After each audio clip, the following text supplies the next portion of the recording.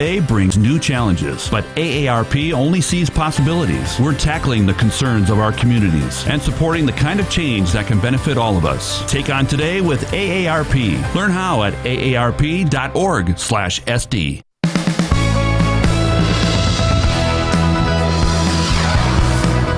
Concerns over COVID-19 haven't ended with the holidays. This morning we'll tell you about a post-holiday jump in cases in some South Dakota communities.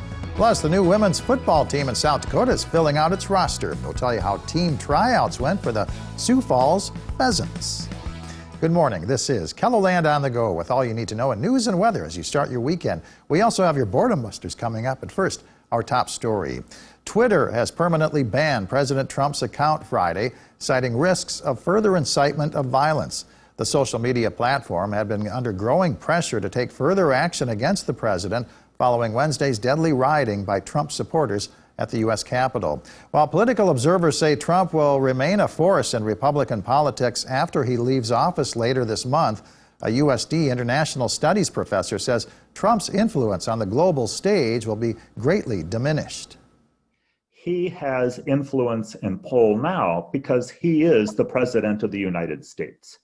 But when he leaves office, there is no kind of personal brand that would enable him to influence international events. In fact, I would argue that a number of places he is going to be considered a pariah. Twitter's move deprives Trump of a potent tool he's used to communicate directly with the American people for more than a decade. However, Trump does have a loyal base of support and has amassed millions of dollars in political donations. The U.S. Capitol riot is stirring memories of violent uprising in Sioux Falls from decades ago. Minnehaha County Sheriff Mike Milstad was part of the police response to a 1987 riot at the John Morrell plant where striking workers threw rocks and bricks at replacement workers.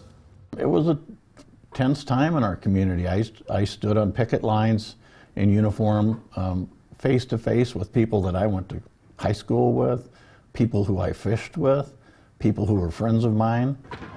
Milstad also rode in a police vehicle nicknamed the Rock Car because the striking workers would target the vehicle as officers drove by.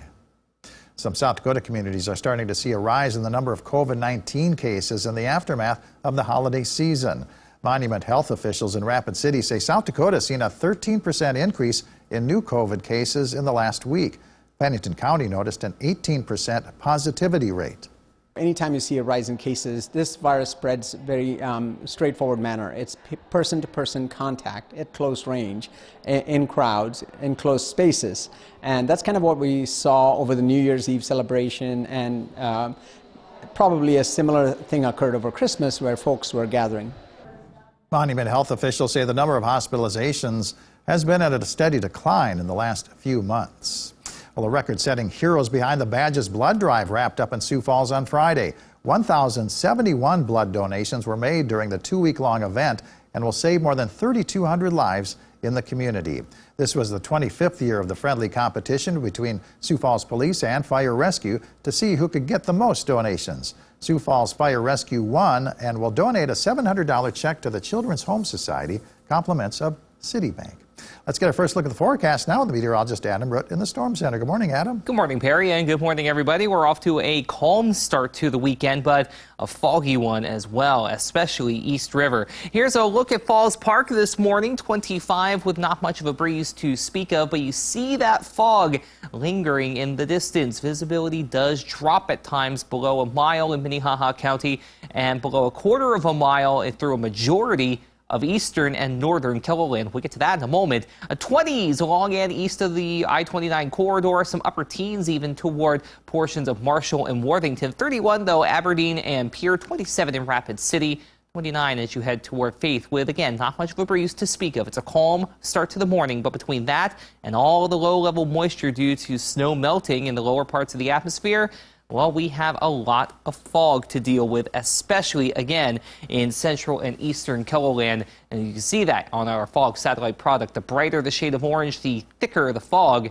And as a result, we are going to be dealing with dense fog advisories over the course of the morning. This is the current view through 10 a.m. Central Standard Time. You will want to be mindful of visibility at times dropping below a quarter of a mile. We'll have more on your 7-day forecast coming up in just a little bit. All right, thank you very much, Adam. Well, it's been a pro basketball tradition in South Dakota dating back to the late 1980s, but the Sioux Falls Skyforce won't be playing this winter.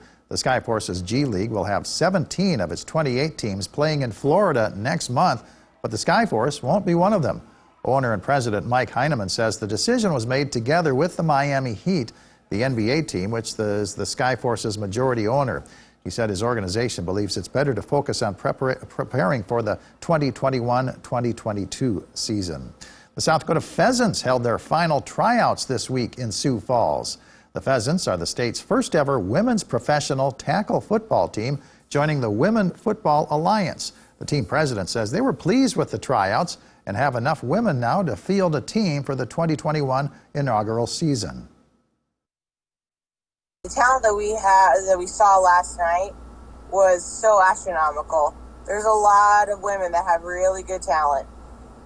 We have a lot of fast girls. We got a lot of good hands on the team, so it's going to be a fun season. The South Dakota Pheasants will start training camp in a few weeks. They'll be playing teams from Minneapolis, Omaha, and Kansas City, to name a few. You can check their upcoming schedule by going to KELOLAND.com. Sioux Falls Parks and Rec is hosting a Frosty Frolics, a weekend filled with outdoor and indoor winter fun. Activities include a 5K and 10K walk-run starting at 9 a.m. at Spencer Park. A book walk and take-home craft goes from 9:30 to 4:30 at the Prairie West Library. An ice fishing frenzy takes place from 10 to noon at Family Park. An Ikitarod race gets underway at 12:30 at Spencer Park. A snowshoe stroll goes from 1 to 4 at the Mary Jo Wegner Arboretum. A fat bike ride starts at 1 o'clock at Tomar Park, and laser tubing at Great Bear Ski Valley goes from 9 to 11 tonight. Shenanigans Bar and Grill is hosting a benefit for Roosevelt High School Assistant Choir Director Randy Vandersloot, who's battling cancer. 10% of all food sales, in-person and takeout, will go to the Vandersloot family from 11 a.m. to 5 p.m. There will also be an online and in-person silent auction. The Stampede hockey team takes on the Waterloo Blackhawks at the Denny Sanford Premier Center. The puck drops at 7:05. And enjoy pro football playoff action here on KELOLAND TV. Coverage starts at 11 a.m. with the NFL Today. That's followed by the AFC wildcard game featuring Indianapolis at Buffalo at noon. Adam? Well, again, we do have our dense fog advisory that's going to remain in place through 10 a.m. this morning, with visibility being compromised on multiple occasions, so be careful as you go about the start of your day. Beyond that, we do have a lot of cloud cover to talk about. It is going to be a very cloudy day, especially the further east you go, which will in turn keep temperatures in check. We'll be lucky to get out of the low 30s in East River locations, maybe the mid-30s to the west. There's our little bit of action, just a few flurries East River, and that's really just about it. Little to nothing is expected from this beyond what I like to call conversational flakes. And that's going to be just about it through the morning and into the afternoon. But as we head into the rest of the weekend, we do have a bit of good news and bad news. The good news, we get sunshine West River. The bad news, cloud cover is pretty stubborn East River, especially east of I-29. So as a result, that's going to be a bit of a gray second half of the weekend, and temperatures again will be kept in check. But by Monday into Tuesday, we get a little more sunshine. We're talking about highs in the 30s and 40s, and we could even see 50s by the middle of next week, but not for everybody, mainly for locations along and west of the Missouri River, with highs trending 20 to 25 degrees above average for this time of year as we go into Wednesday and even Thursday for that matter. Highs today, again, though, on the cooler side, especially where we have that fog in place, upper 20s to low 30s in southeastern KELOLAND and even into the northeastern part of the region for that matter. Once we get rid of the fog, we'll call it mainly cloudy. A few flurries not out of the question in northeastern and western parts of KELOLAND. A little, if anything, is expected from this as temperatures gradually climb into the mid-30s once you head west of the Missouri River. Overnight low temperatures tonight falling into the low to mid-20s. Fog may redevelop, so we may have to reintroduce those dense fog advisory headlines depending on what we see. So keep an eye out for that as you get ready to start the day on Sunday. But you notice by the middle of next week, a little more sunshine, not to mention warmer temperatures. We get into the 40s East River, and again, 50s not out of the question to the west. Thanks for joining us for KELOLAND on the Go. You can get up-to-the-minute developments right here on KELOLAND.com. Have a great day.